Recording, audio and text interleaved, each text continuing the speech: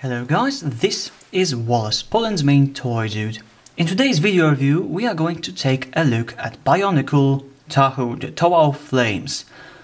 This set was released at the very beginning of the Bionicle era of LEGO action figures in 2001, replacing Slizers and Robo Riders. This was the second real attempt of LEGO to create action figures which could compete with things that Mattel and Hasbro provided, and surprisingly it worked perfectly, and the Bionicle franchise lasted for over 9 years. In the beginning there were 6 main Toa action figures, and Tahu, being red and being embedded with the power of flames, is technically the leader. Anyway, let's look at this. As you can see, red is everywhere here except for the black pieces, some grey pieces for inner mechanics.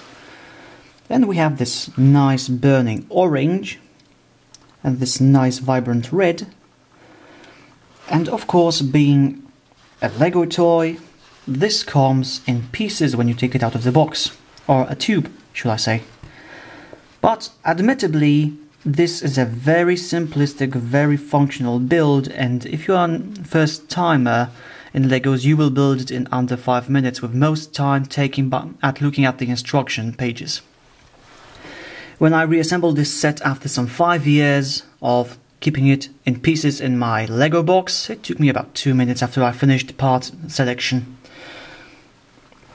Really nice, simplistic, not too much special gimmicky or anything like that. So it's what's supposed to be at the core. A plaything for kids, a simple action figure. And that purpose it serves rather nice. As you can see, he has a mask. Now this is the very main idea of the first Bionicles, that these masks are removable and they are the source of the power of Bionicle, and when you do that, you reveal, okay, this looks a lot like a mechanical predator face. I don't know, LEGO for some reason makes these faces. They try to make them mechanical, but they look slightly disturbing when you look at them. The same thing was with Slizers, not so much with Robo Riders, but with Bionicle, yeah. It has light piping, really nice, but yeah, it's sort of disturbing. Even if it has this round shape for the peg in the mask.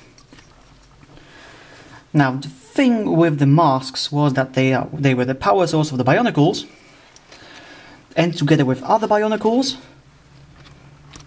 you could swap these masks out.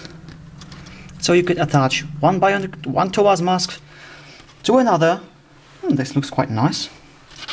But that didn't happen all that often, because the principle was that each I'm saying it wrongly. Each Toa had a set of 6 masks to collect. So each of the 6 initial Toa designs of the masks appeared in 6 colors, so the Toa could utilize a different power set. And of course you could buy these masks in separate, shall I say, booster packs. So in total you could collect 36 main Toa masks. And you have to assemble it properly, okay, like that. But there was more to each of the Bionicles than the mask. With this simple gear mechanism, you could have an He-Man-like action, which pretty much varied from each Bionicle, but the idea was you turn it, it swings. Yeah, so each one of them works on slightly different principles, but the idea is you spin it and it swings. Being a LEGO toy, and pretty much a pioneer in the posability department, since Slizers were the first real attempt to create posable LEGO toys, this offers some nice posability, something you could expect of your typical Mattel action figure, you know, the single axis swing and swivels. Technically do that, but there's little purpose in this. But it still shows some limitations of the early action figure attempts. But for a toy that costed, I think, some $10, this was pretty nice, and the fact you assembled it also gave to the experience, even though, just like with the simple Slizers, you cannot reconfigure this into many different options, like you could with LEGO system toys. Of course, your play value rises when you have more Bionicles, especially with the fact that the 6 Tawas combine in teams of 3 to create a bigger toy. But on its own, it's not really all that much. I think technically Transformers, even though they were slightly smaller, this by the way is 17 centimeters, so about 5 inches, maybe slightly more. So compared to Transformers, this offered not so much, but the fact that it was LEGO, which was a plus on its own, still helped to make this interesting, especially that LEGO this time cared to make a decent plot for these toys, so yeah.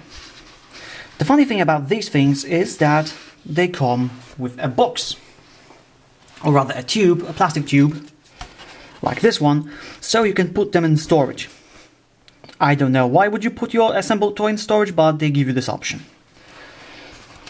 One thing with these is that each of the box has a special code. CAN code 487. The initial Bionicles came with special mini discs that when you put into your PC and when you typed in the code, you could activate special hidden features on the disc. So it was a pretty nice thing. Too bad they discontinued it very early on. Even some of the Bionicles of the first wave didn't get it. So it was a miss or hit option. By the way, this is an interesting box that you spin it and different things pop up. And here, showing off different Bionicle Tawas, part count, different parts of the process. Very nice. But also, the lid is an interesting thing. Yes, it's shaped like a Tawa face, which means you can store the mask here if you want to. If you want to, of course, but we have also 6 holes for these LEGO sticky things. And what you do is, sorry Tahu, you take these, you assemble the mask, you put it in these, and you basically have a storage, with additional heads of course, for all masks for your one Tawa. So imagine you spin it around, and each time you spin it you have a different face. Yeah, it was a neat little idea, not very critical for the toy, but it was a nice thing. And one more comparison with a modern Transformer toy, just so we know what we're dealing with size-wise. This is Dark of the Moon, first release Deluxe Bumblebee. So yeah, this is a lot more skinny, but around the same size. So overall, do I enjoy this toy? For a LEGO toy that tries to pose as an action figure, I must yes. It's bright, colorful, looks nice, has interesting nice design of parts, which is both mechanical and slightly biological, because Bionicle is an amalgam of biological chronicle. Interesting. And it definitely gets more and more play value if you put it next to other Bionicles, which I intend to do. So overall, now I'm not sure if I'd buy this again. I did buy this when I was a kid back in 2001, but as a collectible, it's nice, simple and fun to present on your shelf. So yes, I give this set a thumbs up. Okay, that's it for this review, but expect at least 7 more LEGO videos, because why should I restrain myself to Transformers and mechas if I have at least 7 more LEGO sets? Maybe more. I have to check my LEGO box and assemble the thing, but yes, LEGO will be present on this channel as well. So LEGO fans, I hope you enjoyed this video, because there will be more to come. See you then.